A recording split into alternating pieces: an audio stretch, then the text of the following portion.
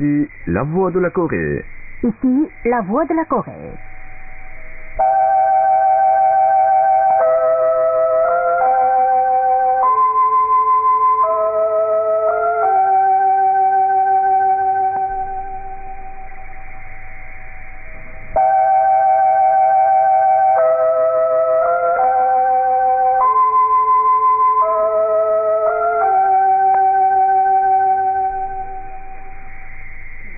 Ici, la voix de la Corée.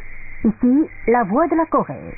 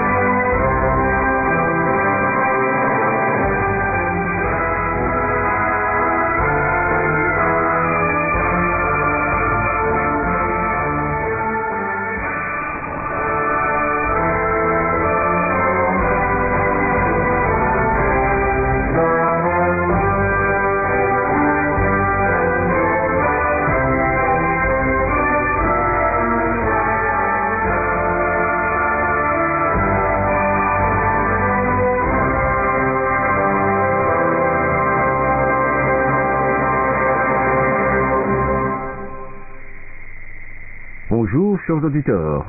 L'émission en langue française de la voix de la Corée, qui se diffuse à Pyongyang, capitale de la République populaire démocratique de Corée, commence.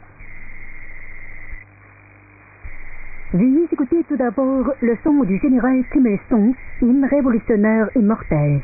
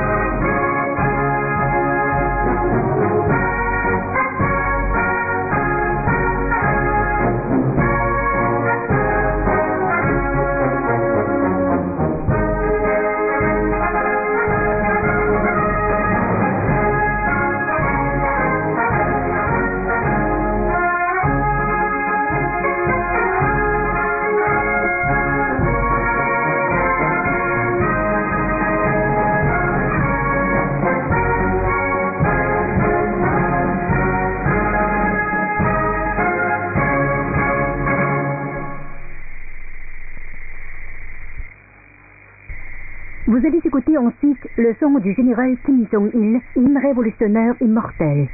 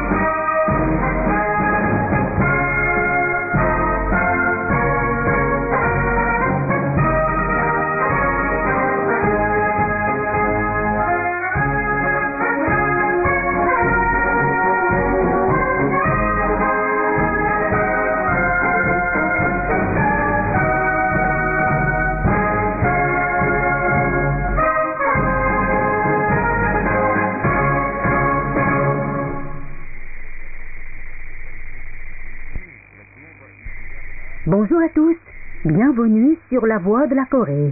Voici à présent, chers auditeurs, notre bulletin d'information.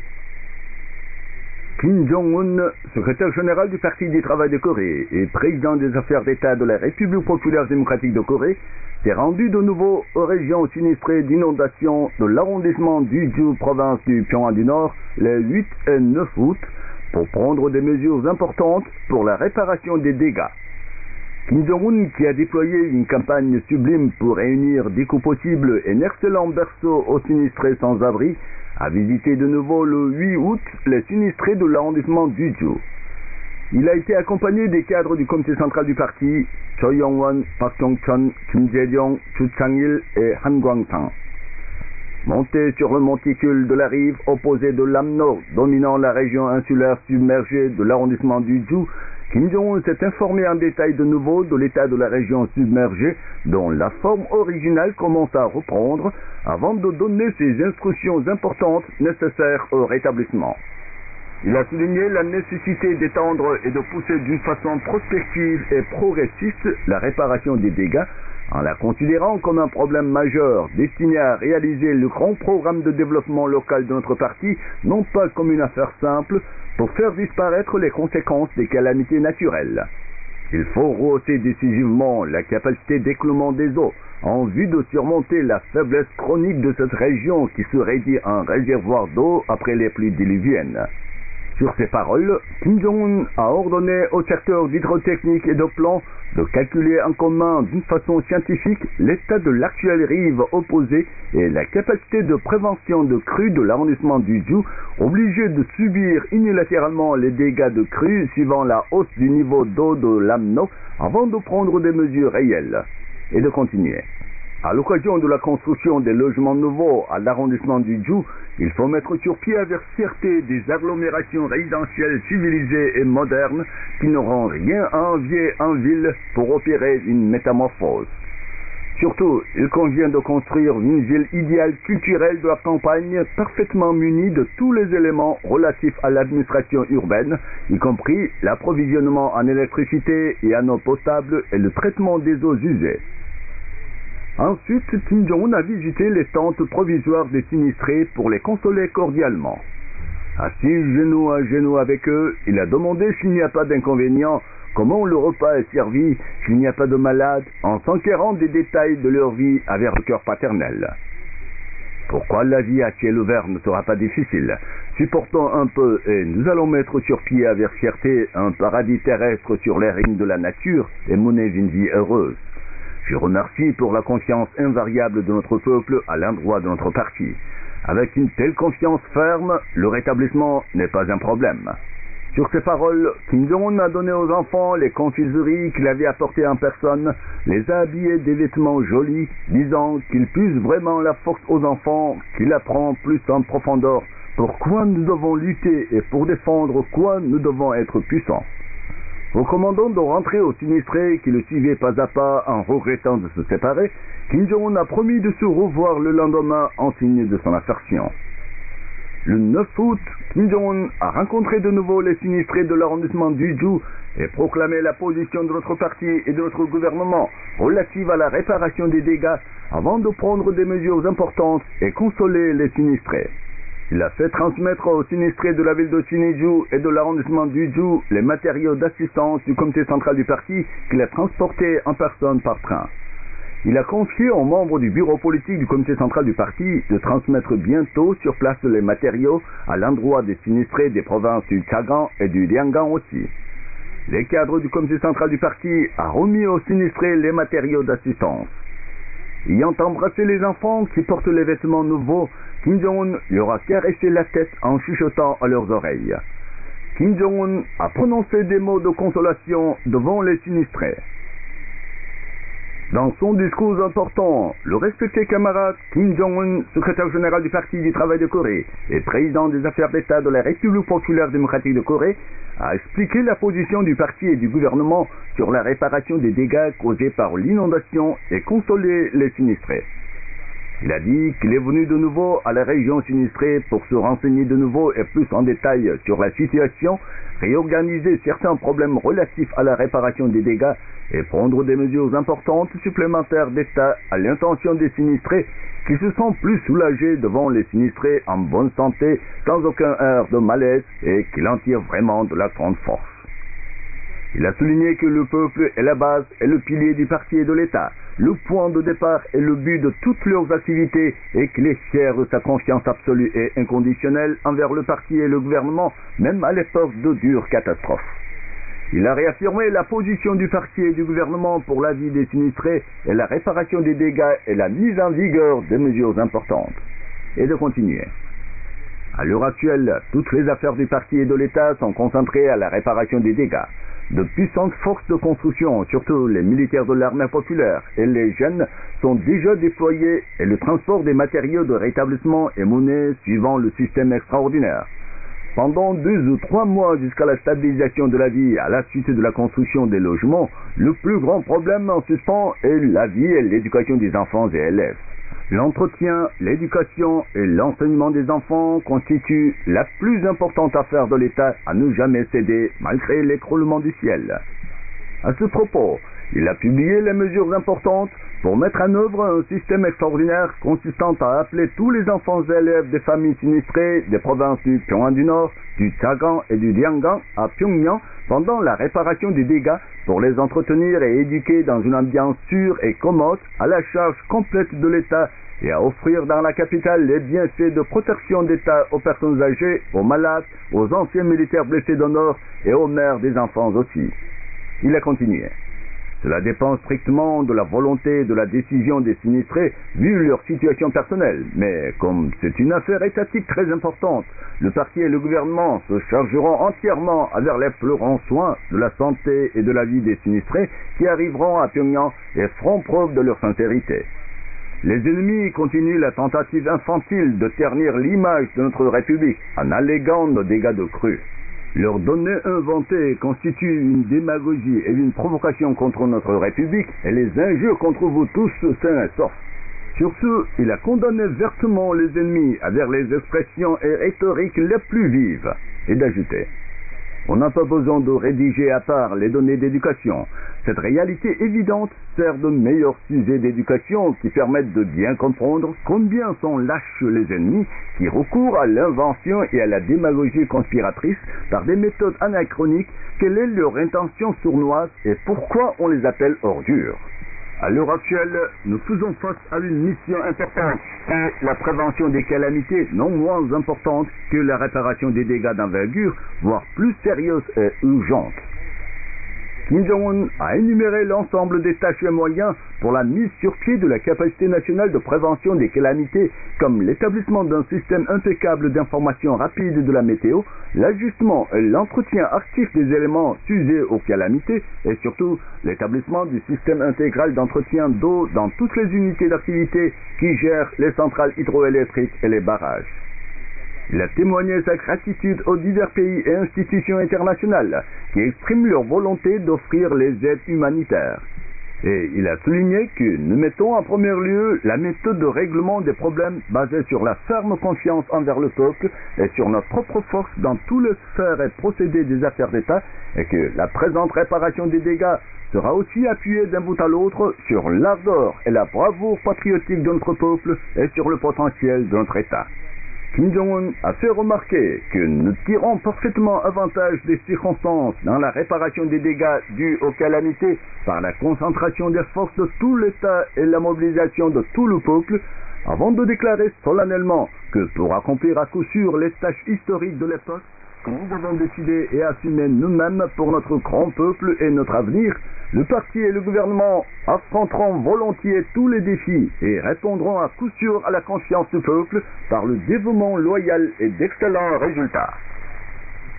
Le camarade Kim Jong-un qui trace le destin de grands changements destinés à assurer dès que possible le verso de bonheur à la population sinistrée, s'est rendu plus d'une fois aux régions submergées toujours périlleuses pour prendre successivement des mesures importantes étatiques en vue de la stabilisation de la vie des sinistrés et du rétablissement. Kim Jong-un a transporté en personne par train spécial les matériaux d'assistance du comité central du parti préparés pour les sinistrés de la ville de Siniju et de l'arrondissement d'Uju et il les leur a fait transmettre. Et il a mandaté les membres du bureau politique du comité central du parti de transmettre sur place les matériaux à destination des provinces du Chagang et du Yangon. Le convoi à bord des matériaux empreints de son affection est arrivé le 10 aux régions sinistrées, notamment les arrondissements de Chuncheon et de Songgan de la province du Chagang. Kim Jae-ryong, membre du bureau politique et secrétaire du comité central du parti, a transmis aux cadres et habitants des régions intéressées les matériaux envoyés par le camarade Kim Jong-un aux sinistrés de la province du Chagang. Les sinistrés qui ont reçu une grande quantité de vivres et denrées alimentaires ont formulé de la reconnaissance infinie au maréchal Kim Jong-un.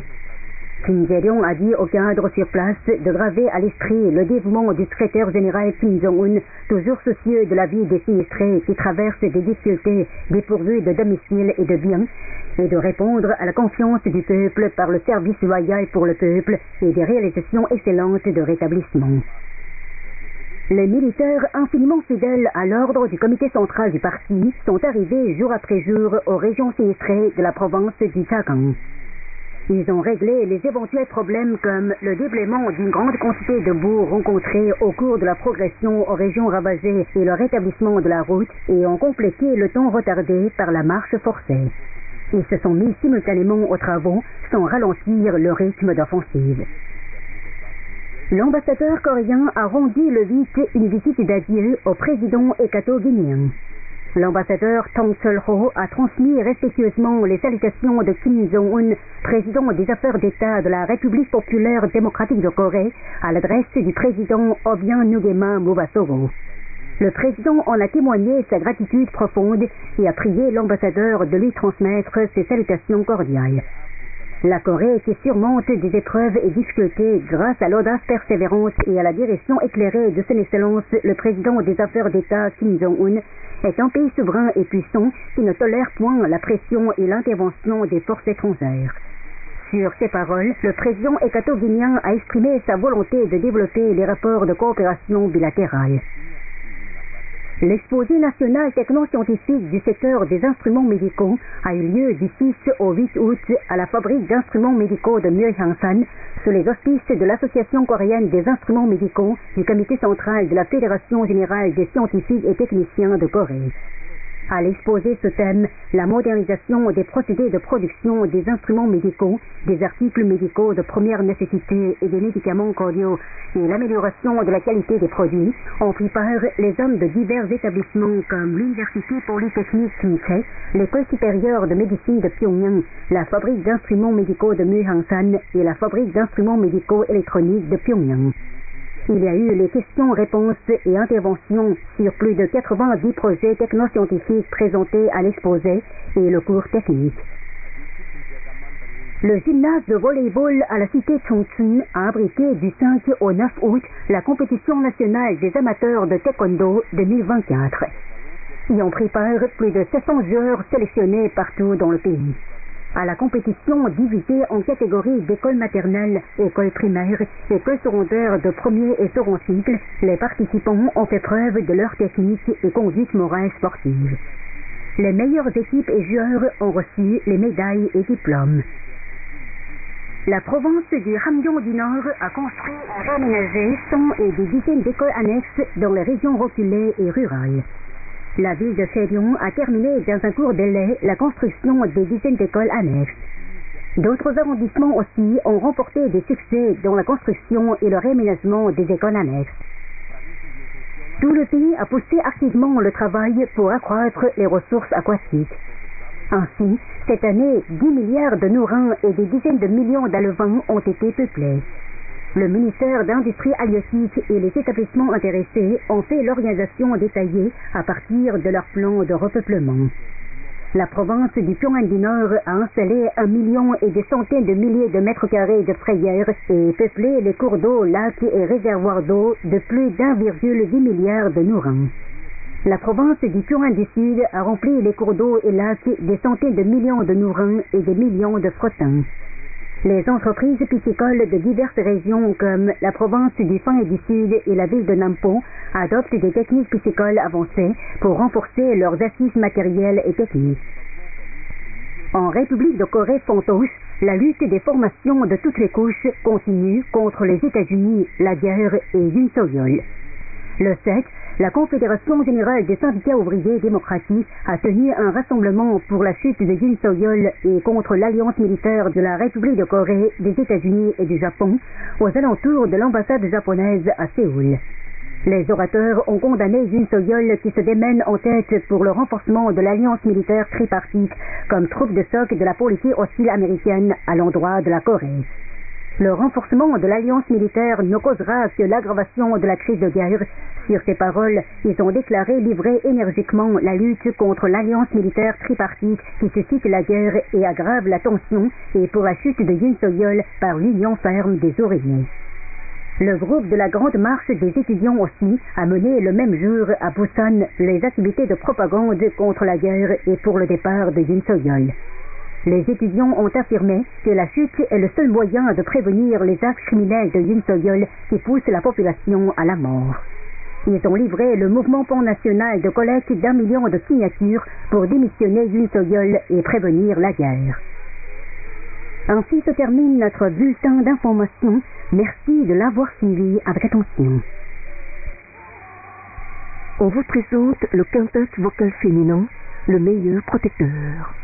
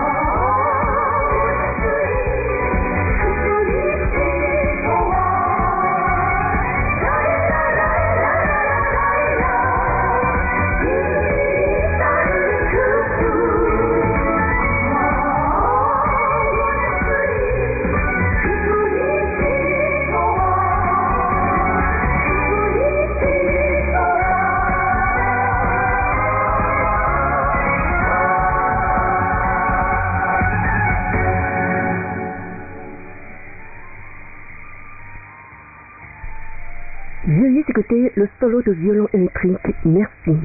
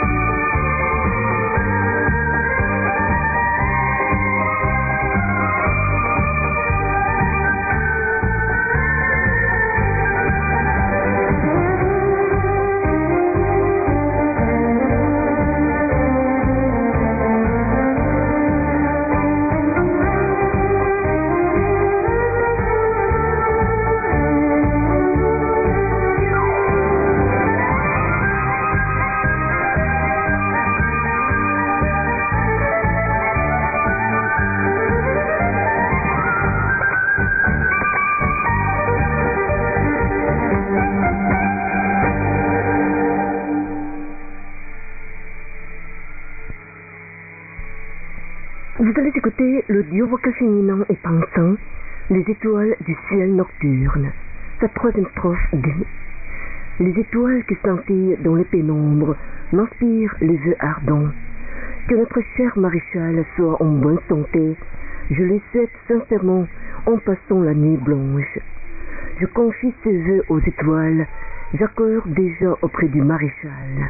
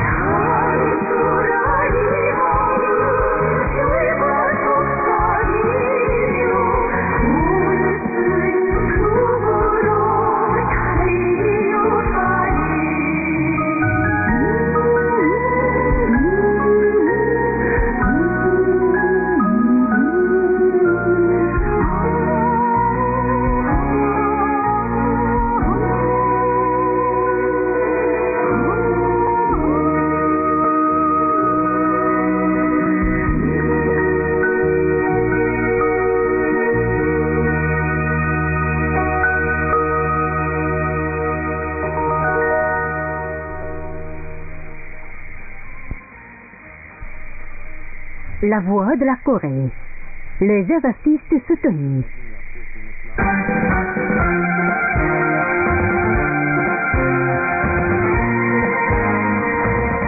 Sous la direction du respecté camarade Kim Jong-un, commandant suprême des forces armées de la République populaire démocratique de Corée, les militaires de l'armée populaire sont devenus combattants capables d'affronter l'ennemi un contre 100. Cette année aussi, Kim Jong-un a dirigé dynamiquement les exercices militaires de diverses unités. Le 15 mars, il y a eu les exercices des unités parachutistes de l'armée populaire de Corée. Le but des exercices était d'examiner l'état de mobilisation des parachutistes à l'éventuelle mission opérationnelle donnée en temps de guerre et de juger leur capacité réelle conforme aux différents combats. Lee Hee-soo, chercheuse de l'Académie des sciences sociales. 이날 경의하는 김정은 당수께서는 인민군대에서 한 가지 훈련을 해도 그것이 전쟁과 직결된 Ce jour-là, le respecté camarade Kim Jong-un a dit: dans l'armée populaire, tous les exercices doivent être le combat réel de la guerre. C'est ainsi seulement que les militaires peuvent devenir véritables guerriers. On doit organiser méthodiquement des exercices scientifiques visant à faire face activement jour et nuit à toutes les conditions topographiques et climatiques et des exercices de haute intensité destinés à habituer les militaires à agir dans les pires conditions et dans la circonstance de combat imprévus pour que le terrain d'entraînement de toute l'armée engendre de futurs héros de combat vaillants et compétents. Soulignant que la mission principale de l'armée populaire est avant tout de faire face à la guerre, Kim Jong-un a indiqué que tous les officiers et soldats de l'armée doivent élever davantage l'ardeur aux entraînements avec la ferme volonté contre l'ennemi, consistant à changer à tout prix l'histoire si la guerre éclate, et avec une claire conception de la guerre pour ainsi donner une impulsion continue au perfectionnement des préparatifs de guerre. Ce jour-là, les avions portant à bord les parachutistes ont débarqué les combattants au-dessus du terrain d'entraînement qui se sont jetés sur les positions ennemies simulées. En les regardant avec fierté, Kim Jong-un a dit qu'il voit dans leur bravoure la capacité invincible et l'esprit intrépide de notre armée, avant d'apprécier que les militaires ont une détermination politique et idéologique à toute épreuve et qu'ils sont bien préparés tant sur les plans militaires et techniques que physiques. Un peu plus tard, il a donné un nouvel ordre pour la compétition de tir de fusil automatique entre les unités ayant participé aux exercices et s'est rendu au champ de tir. Tout de suite, après la descente, les parachutistes ont occupé les positions et commencé les tirs. Au terme de la compétition, lorsque la note du dernier tireur a été confirmée, Kim Jong-un a appelé le soldat qui a gagné la meilleure note. Promenant ses regards doux sur lui, il a invité à se faire photographier en souvenir avec lui, le fusil dans les mains. Son amour affectueux pour les soldats a encouragé l'ardeur aux exercices et l'esprit d'émulation aux militaires. Grâce à la direction dynamique du respecté camarade Kim Jong-un, qui a pris l'initiative des mouvements des tireurs et des canonniers d'élite et organisé beaucoup d'exercices de combat opérationnels pour marquer un nouveau tournant dans l'achèvement des préparatifs de combat de toute l'armée, la capacité de combat réelle de l'armée populaire a été améliorée de plus en plus.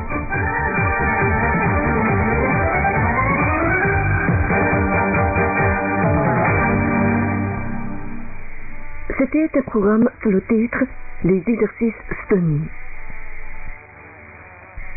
Nous vous proposons d'écouter le solo de trombone « La patrie que je défends ».